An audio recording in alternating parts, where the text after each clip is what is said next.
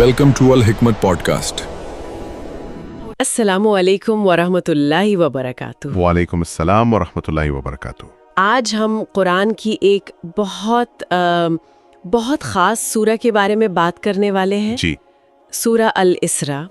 इसे सूरा बनी इसराइल भी कहते हैं।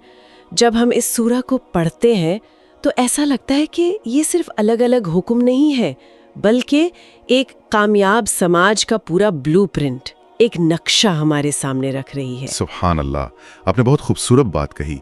ये वाकई एक नक्शा है। और देखिए इसकी शुरुआत कैसे होती है, अल्लाह की ज़ात पर अटूट यकीन से। फिर ये हमें इतिहास के आईने में हमारा चेहरा दिखाती है ताकि हम दूसरों की गलतियों से सीखें। और उसके बाद ये समाज की सबसे मजबूत इकाई यानी खानदान को मजबूत करने के उसूल बताती है।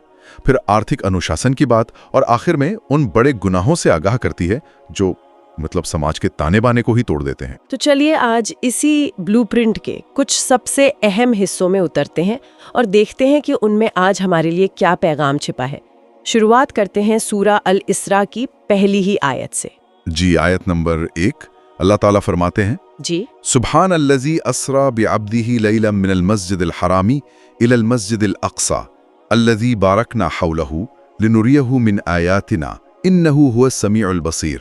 सुभान अल्लाह। इसका सरल तर्जुमा है, पाक है वो ज़ात जो अपने बंदे को रातों रात मस्जिद हराम से मस्जिद अक़सा तक ले गया, जिसके आसपास हमने बरकतें रखी हैं ताकि हम उसे अपनी कुछ निशानियां दिखाएं। बेशक वो सब कुछ सुनने वाला, सब कुछ देखने वाला है। ये इस्लाम के इतिहास का एक बहुत बड़ा चमत्कार है, इसरा और मेराज का वाकया।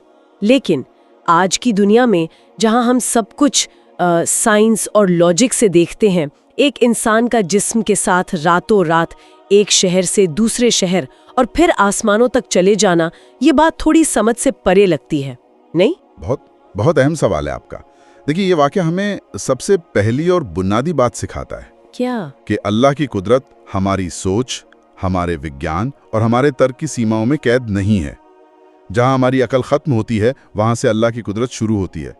ये उस ब्लूप्रिंट का, उस नक्शे का पहला पत्थर है। अच्छा, मतलब ऐसा यकीन जो किसी भी दुनियावी दलील का मोहताज ना हो। और दूसरी बात, ये सफर मक्का से यरूशलेम तक का था।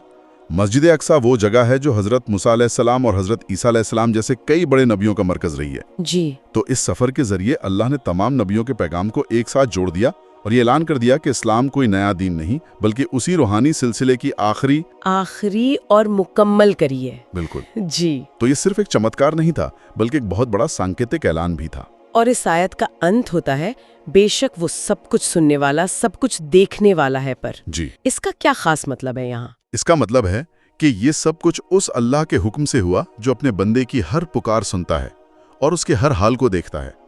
ये वाकया उस वक्त पेश आया जब नबी सल्लल्लाहु अलैहि वसल्लम मक्का में सबसे ज्यादा तकलीफ से गुजर रहे थे। तो ये अल्लाह की तरफ से एक तसल्ली थी कि अगर दुनिया वाले तुम्हें नहीं सुन रहे तो क्या हुआ, मैं तो सुन रहा हूं। अगर वो तुम्हारी हालत नहीं देख रहे तो क्या हुआ, मैं तो देख रहा हूं। ये आज हमारे लिए भी पैगाम है कि मुश्किल हालात में मायूस ना हो, क्योंकि सुनने और देखने वाली जात हमेशा मौजूद है। सुभान अल्लाह। तो समाज की बुनियाद का पहला उसूल हुआ अल्लाह पर ऐसा यकीन जो हर शक से पाक हो। लेकिन जब कोई समाज इस यकीन को भूलकर जमीन पे अपनी मनमानी करने लगता है तो क्या होता है? मुझे लगता है इसी सवाल का जवाब हमें अगली आयतों में मिलता है। बिल्कुल। अब हम ब्लूप्रिंट के दूसरे हिस्से पर आते हैं, इतिहास से सबक। आयत नंबर 4 से 7 में अल्लाह ने फरमाया, जिसका एक हिस्सा है, जी, और क़ज़ैना इला बनी इसराईल फ़िल किताबि लतुफ़सिदन्न फ़िल अर्दि मर्रतैन इन अहसनतुम लिअन्फुसिकुम व इन असअतुम फ़लहा। इसका तर्जुमा क्या हुआ? और हमने किताब में बनी इसराइल को साफ साफ बता दिया था कि तुम जमीन में 2 बार बड़ा फसाद मचाओगे। अगर तुम अच्छे काम करोगे तो अपने ही लिए करोगे, और अगर बुरे काम करोगे तो उसका नुकसान भी तुम्ही को होगा। यहाँ एक खास कौम की तारीख का जिक्र है। एक आम सुनने वाले के मन में सवाल उठ सकता है कि ये तो उनकी कहानी है, इसका मुझसे या आज के समाज से क्या ताल्लुक है? यही तो कुरान का अंदाज है। वो एक खास वाक़या सुनाकर एक ऐसा उसूल बयान करता है जो हमेशा और हर किसी पर लागू होता है। इसे आप एक तरह से अल्लाह का कॉज एंड इफेक्ट का कानून समझ सकती हैं। सोशल फिजिक्स जैसा कुछ? बिल्कुल। जैसे गुरुत्वाकर्षण का नियम हर इंसान पर लागू होता है, वैसे ही यह सामाजिक नियम भी हर समाज पर लागू होता है। आयत का आखिरी हिस्सा, अगर तुम अच्छा करोगे तो अपने लिए और बुरा करोगे तो भी अपने लिए, यही इस कानून का निचोड़ है। अच्छा, तो ये एक भविष्यवाणी से ज्यादा एक चेतावनी है ना? एक प्रिंसिपल है कि जब भी कोई समाज इंसाफ और अल्लाह की इताअत को छोड़कर जुल्म और फसाद की राह पर चलेगा तो उसका पतन निश्चित है। बिल्कुल, यही बात है। अल्लाह किसी पर जुल्म नहीं करता, लोग अपने अमाल से खुद अपने ऊपर जुल्म करते हैं। ये कहानी हमें इतिहास को सिर्फ कहानियों की तरह पढ़ने से रोकती है, बल्कि उसे एक आईने की तरह इस्तेमाल करने को कहती है, जिसमें हम अपना आज और आने वाला कल देख सकें। सही कहा जी। तो अब तक हमने दो बुनियादें समझी, अल्लाह पर यकीन और इतिहास से सबक। इसके बाद कुरान समाज के नक्शे में और जूम इन करता है और सीधे परिवार पर आ जाता है ना, और शुरुआत करता है माँ बाप के हुकूक से। आयत नंबर 23 और 24। जी, ये आयतें तो दिल को छू लेती हैं। अल्लाह फरमाते हैं, वक़ज़ा रब्बुका अल्ला तअबुदू इल्ला इय्याहु व बिल वालिदैनि इहसाना फला तक़ुल लहुमा उफ़्फ़िन वला तनहरुमा वक़ुल लहुमा क़ौलन करीमा वक़ुल रब्बि इरहमहुमा कमा रब्बयानी सग़ीरा। सुभान अल्लाह। तर्जुमा, और तुम्हारे रब ने यह फैसला कर दिया है कि तुम उसके सिवा किसी की इबादत ना करो और माँ बाप के साथ नेक सलूक करो, तो उन्हें उफ तक ना कहो, ना उन्हें झिड़को, बल्कि उनसे इज्जत के साथ बात करो और कहो, ऐ मेरे रब, उन दोनों पर रहम फरमा जैसा उन्होंने मेरे बचपन में मुझे पाला था। यहाँ सबसे चौंकाने वाली बात यह है कि अल्लाह ने अपनी इबादत के फौरन बाद बिना किसी और हुक्म का जिक्र किए सीधा वालिदैन के साथ एहसान का हुक्म दिया। ये क्या दिखाता है? ये इस्लाम में माँ बाप के मकाम को दिखाता है। ये बताता है कि खालिक के हक के बाद सबसे बड़ा हक उन माँ बाप का है जो हमारे दुनिया में आने का जरिया बने। और यहाँ एहसान का लफ्ज़ इस्तेमाल हुआ है, जिसका मतलब सिर्फ ज़रूरत पूरी करना नहीं, बल्कि बेहतरीन से बेहतरीन सलूक करना है।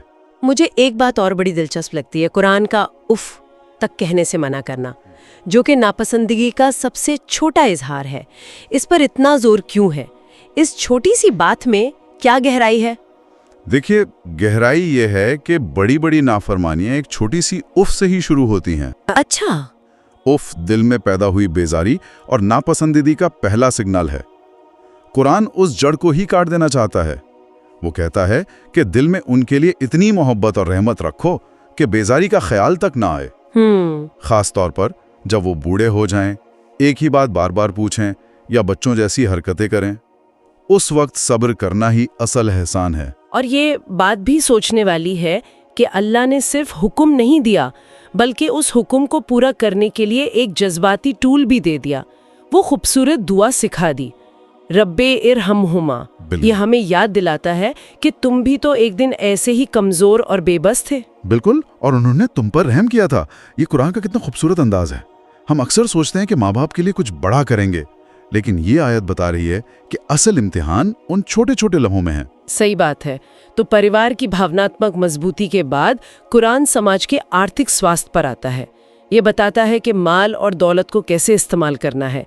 आयत नंबर 26 और 27। जी, अल्लाह फरमाते हैं, व आतिज़ल कुर्बा हक़्क़हु वल मिस्कीन वब्नस सबील वला तुबज़्ज़िर तबज़ीरा। जी, इन्नल मुबज़्ज़िरीन कानू इख़्वान अश-शयातीन। जी। तर्जुमा, और रिश्तेदारों, मोहताजों और मुसाफिरों को उनका हक दो और फिजूल खर्ची बिल्कुल ना करो। बेशक फिजूल खर्ची करने वाले शैतानों के भाई हैं। यहाँ शैतानों के भाई जैसा बहुत सख्त लफ्ज इस्तेमाल हुआ है। फिजूल खर्ची यानी बेमतलब पैसा उड़ाना। आखिर इतना बड़ा आध्यात्मिक गुनाह क्यों है? ये तो एक माली मामला लगता है। ये सिर्फ माली मामला नहीं है, ये शुक्र और नाशुक्री का मामला है। शैतानों का भाई कहने का मतलब है कि आप शैतान की टीम में खेल रहे हैं। वो कैसे? शैतान का असल काम क्या है? अल्लाह की नेमतों को बेकीमत दिखाना, नाशुक्री पैदा करना। जब कोई इंसान फिजूल खर्ची करता है तो वो भी तो यही करता है। वो अल्लाह की दी हुई दौलत जैसी नेमत को बर्बाद करके उसकी नाकदरी और नाशुक्री करता है। इसीलिए कुरान ने इतना सख्त लफ्ज इस्तेमाल किया। और आज के कंज्यूमर कल्चर में तो ये बात और भी ज्यादा अहम हो जाती है, जहां हमें लगातार ये महसूस कराया जाता है कि हमारी कीमत हमारे खरीदे हुए सामान से है। बिल्कुल, कुरान सिर्फ पैसे बचाने को नहीं कह रहा, बल्कि उस मानसिक दबाव से आज़ादी दिला रहा है। और देखिए, फिजूल खर्ची से मना करने से पहले अल्लाह ने क्या कहा?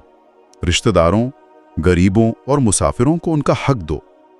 हक, खैरात नहीं। जी, हक मतलब ये माल सिर्फ तुम्हारा नहीं है, इसमें दूसरों का हिस्सा है। पहले वो हिस्सा अदा करो, फिर अपनी ज़रूरतें पूरी करो, लेकिन हद से आगे मत बढ़ो। ये एक संतुलित अर्थव्यवस्था की बुनियाद है। تو یہ ہمیں اس دباؤ سے آزاد کرتا ہے کہ ہمیں ہمیشہ دوسروں کو دکھانے کے لیے خرچ کرنا ہے. یہ ہمیں اپنی دولت کا مالک بناتا ہے، غلام نہیں. بالکل. چلیے اب ہم اس بلو پرنٹ کے آخری حصے کی طرف آتے ہیں. ایک سماج کی بنیادیں رکھنے کے بعد قرآن ان کاموں سے روکتا ہے جو ان بنیادوں کو پوری طرح تباہ کر سکتے ہیں. آیت نمبر 31 اور 32. ہاں، یہ سماج کے لیے ریڈ لائنز ہیں. اللہ فرماتا ہے وَلَا تَقْتُلُوا أَوْلَادَكُمْ خَشْيَةَ إِمْلَاقٍ وَلَا تَقْرَبُوا الزِّنَا إِنَّهُ كَانَ فَاحِشَةً وَسَاءَ سَبِيلًا. ترجمہ: اور اپنی اولاد کو غریبی کے ڈر سے قتل نہ کرو اور زنا کے قریب بھی نہ جاؤ، بے شک یہ بے حیائی کا کام ہے اور بہت برا راستہ ہے. پہلا حکم تو صاف ہے، غریبی کے ڈر سے اولاد کو مارنا اللہ پر بھروسے کی کمی ہے. لیکن دوسرا حکم، ایک منٹ، یہاں زنا کے لیے کہا گیا قریب بھی نہ جاؤ. یہ تو بہت الگ بات ہے. زیادہ تر گناہوں کے لیے کہا گیا ہے کہ یہ مت کرو، لیکن یہاں اس کی طرف جانے والے راستے پر بھی مت چلو. آپ نے بالکل صحیح نقطہ پکڑا. یہی قرآن کی گہرائی ہے. یہ تو ایک طرح کا پریونٹیو اپروچ ہوا. جی بالکل. اللہ جانتا ہے کہ کچھ گناہ ایسے ہوتے ہیں جن کے قریب جانے کے بعد انسان کا بچنا بہت مشکل ہو جاتا ہے. اس لیے اسلام اس گناہ کے دروازے ہی بند کر دیتا ہے. قریب نہ جانے کا مطلب ہے ہر اس چیز سے بچنا جو اس گناہ کی طرف کھینچتی ہے، جیسے بری نظر، بے حیائی والی باتیں اور فلمیں، غیر محرم کے ساتھ تنہائی میں ملنا جلنا، اور ایسا لباس جو حیا کے خلاف ہو. یہ سب اس بڑے گناہ کے دروازے ہیں. اسلام ان دروازوں کو ہی بند کرنے کا حکم دیتا ہے تاکہ ایک پاک صاف ماحول بن سکے جہاں نیکی کرنا آسان ہو اور گناہ کرنا مشکل. بالکل. اور یہ دونوں گناہ، یعنی انسانی جان کا قتل اور پریوار کے نظام کو توڑنے والا زنا، سیدھے سماج کی بنیاد پر حملہ کرتے ہیں. صحیح کہا. ایک صحت مند سماج کی بنیاد ہی جان اور عزت کی حفاظت پر رکھی جاتی ہے. اسی لیے ان دو کاموں کو اتنا سختی سے منع کیا گیا. آج کے لیے ہمارا سبق یہی ہے کہ ہم رزق کے معاملے میں اللہ پر پورا بھروسہ رکھیں اور اپنے سماج کی پاکیزگی کی حفاظت کریں. سبحان اللہ. آج ہم نے دیکھا کہ کیسے سورہ الاسراء کی یہ چند آیتیں ایک مضبوط سماج کا پورا نقشہ پیش کرتی ہیں. شروعات اللہ پر کامل یقین سے ہوئی، پھر اتحاد سے سبق، پھر پریوار کی اکائی کو ماں باپ کی عزت سے مضبوط کیا گیا، پھر مال کے صحیح استعمال سے آرتھک انوشاسن سکھایا گیا، اور آخر میں سماج کو توڑنے والے بڑے گناہوں سے بچایا گیا. یہ آیتیں 1400 سال سے زیادہ پرانی ہیں، لیکن ایسا لگتا ہے جیسے یہ آج ہی ہمارے لیے ہماری سمسیاؤں کے حل کے لیے نازل ہوئی ہیں. قرآن ہر دور کے لیے ہدایت ہے. اور یہی ہم آج کے اس بات چیت کو ایک سوال پر چھوڑتے ہیں جس پر ہم سب کو سوچنا چاہیے. جی، سوال یہ ہے کہ آج ہم نے جن حکموں اور ہدایتوں پر بات کی، اللہ پر یقین، ماں باپ سے احسان، مال کا صحیح استعمال اور حیا کی حفاظت، ان میں سے وہ کون سا ایک حکم ہے جس کی آج میری اپنی زندگی میں، میرے گھر میں اور میرے سماج میں سب سے زیادہ کمی ہے؟ وہ کون سا ایک نقطہ ہے جس پر مجھے آج سے ہی پوری سنجیدگی کے ساتھ عمل کرنے کی ضرورت ہے؟ اللہ ہم سب کو قرآن کو گہرائی سے سمجھنے اور اپنی زندگی میں اتارنے کی توفیق عطا فرمائے. آمین. آمین. السلام علیکم ورحمۃ اللہ. وعلیکم السلام ورحمۃ اللہ وبرکاتہ.